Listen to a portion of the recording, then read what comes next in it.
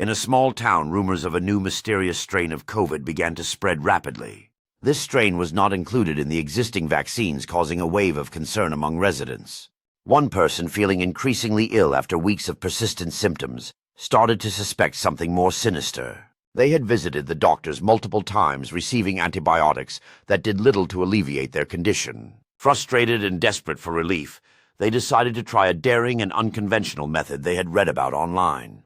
They carefully washed their sinuses with alcohol, believing it might kill any lurking infection. First, they poured 2 drops of 70% alcohol into one nostril, ensuring the solution moved through their sinus passages. As they inhaled, their sinuses suddenly opened up, clearing out some of the congestion.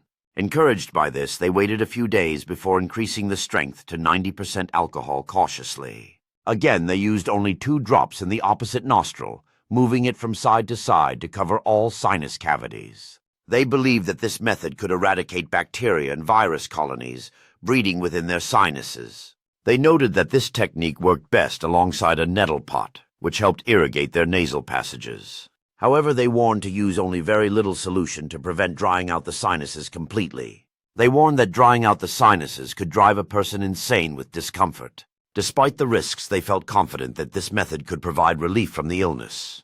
Their hope was that they might rid themselves of any lingering infection before the new strain became a larger threat. They emphasized that this approach was a last resort, a desperate attempt to stay ahead of the disease. They cautioned others to employ their method carefully and not to overdo it. They believed that if used correctly, it might help prevent a bigger plague from spreading among mankind. Their story spread among friends and family, sparking curiosity and concern. Some questioned the safety of such a risky procedure, while others worried about the silent threat of the new COVID strain. Meanwhile, health officials urged caution, emphasizing proven methods like vaccination and masking. Yet in the quiet of their home, the person who employed this risky technique felt a flicker of hope. They knew they were taking a chance, but desperation often leads us to uncharted paths. Every day they monitored their symptoms, praying that their unusual remedy was working. As days passed, their breathing improved and their symptoms lessened slightly.